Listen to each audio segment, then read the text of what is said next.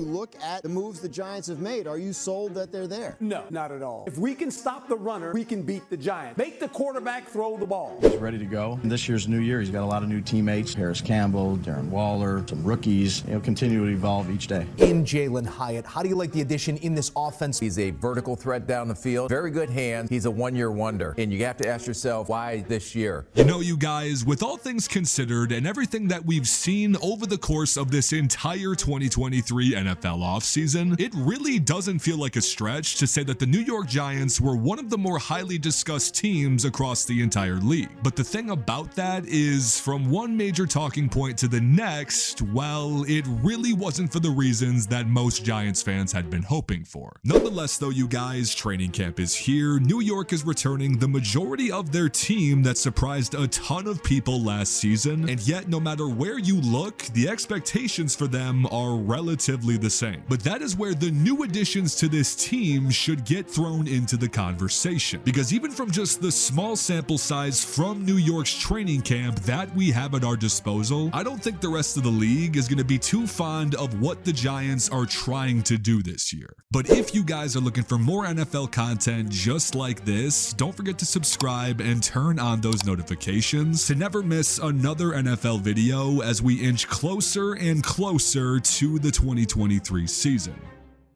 Okay, so to get back on topic with the New York Giants, pretty much every single time that I see someone discussing this team heading into the new season, it honestly just makes me laugh. Because, well, despite this team having an above-average offense throughout the entire 2022 season, not to mention them making the playoffs, winning a playoff game, and even retaining the majority of that roster going into this season, but as the projections will clearly tell you this, they're looked at as even more of an afterthought in 2023. And sure, while I do know that a ton of people out there love to back their doubts on this team by mentioning the very, very high level of one-dimensional football they run when comparing the use of the ground game to the air attack, because yes, the discrepancy was in fact rather large, but the very simple defensive strategy of opposing teams that we saw Herm Edwards allude to earlier in this video, If we can stop the runner, we can beat the Giants. Make the quarterback throw the ball. yeah, I just don't think it's going to be that easy, Herm. Because one, well, according to last year's production, what makes you think stopping Saquon this year is going to be any easier than last? And second, contrary to popular belief, and of course the very deceiving numbers, Daniel Jones did damn near everything to the T that he was asked of throughout last season. I mean, his completion percentage was a career high, his interception percentage was literally the best in the entire NFL, and also he was a top 10 quarterback in terms of QBR. But if anything, you could probably make the case that his capabilities as a quarterback weren't necessarily tested very often within this offense. But to continue off of that, if New York's training camp so far has given us any indication of what's to come in the future, these two are undoubtedly going to be the catalysts for a complete 180 approach to New York's offense this season.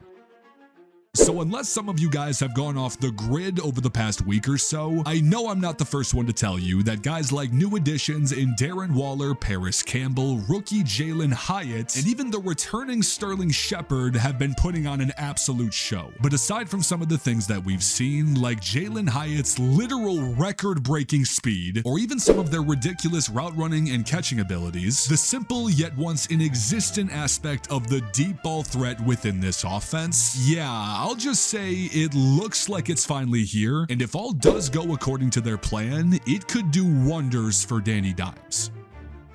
For example, when discussing the New York Giants air attack and looking at what their offensive scheming included last season, I mean, we can just call it how we see it. It was the exact opposite of action-packed football, and the Giants being dead last in the league in big plays backs that up more than anything else could. But with saying that, it's not necessarily the fact that Daniel Jones isn't capable of leading a high-caliber air attack, because instead, it might have been that the personnel around him wasn't fit for the job. I mean, Giants fans saw this firsthand. Your wide receiver one for half of the season was a practice squad pickup. But then, of course, say you insert a Jalin Hyatt into this offense, who, if you didn't know already, is the pure definition of a vertical threat. If he can impact a game similarly to what he's been doing in training camp, things are going to get a lot more interesting for Brian Daboll. And sure, while if you've done any research on this guy after seeing some of the hype on him, you know that his numbers and film from the previous season at Tennessee were phenomenal to say the absolute least. But still, this definitely doesn't guarantee that his game is going to immediately translate to the professional level. In fact, a fair amount of analysts and scouts out there do think it is going to take some time, you know, as it typically does with most rookies. But something that we can already say about Jalin Hyatt is that his best ability for the sake of this entire offense this season is going to be his availability, and let me explain why.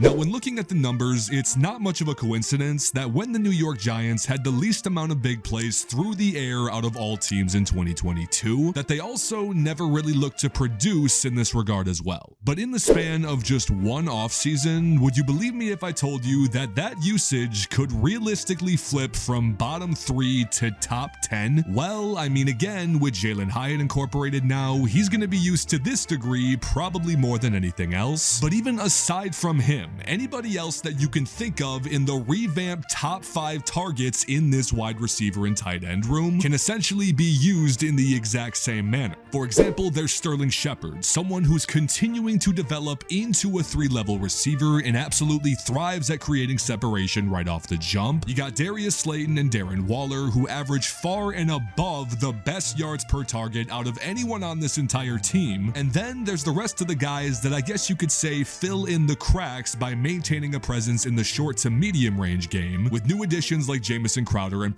Campbell, and even returning pieces like Isaiah Hodgins, Bellinger, and Wan'Dale Robinson. But the underlying point in all of this is that while big play hunting can and hopefully will be utilized a lot more by Brian Daboll this season, that still doesn't mean it needs to be a heavy reliant for them, because instead it might just need to be enough of a threat to open up the field for the rest of the offense. And when you're talking about adding this to their disposal, whether that actually leads to an even further increased air attack efficiency, or even say a more stretched out field for Saquon to hit the ground running this season, I'll just say this offense could end up being a lot more dynamic than some of you give them credit for. But whether it's this or their efforts on the defensive side of the ball with some key additions like first-round pick and Deonte Banks, or even free agent signings like Bobby Okereke to try and bolster their middle-of-the-pack efforts last season, the question obviously still remains, will all of this end up being enough to exceed their once again very low expectations in 2023? And of course, that is where I want to hear what you guys have to think. So be sure to let me know in the comments what has surprised you the most from everything that we've seen out of New York's training camp up to this point. And if you had to, give me a prediction on where you see them finishing this season. But again, thank you guys so much for watching. I appreciate y'all more than anything, and I will see you guys in the next video.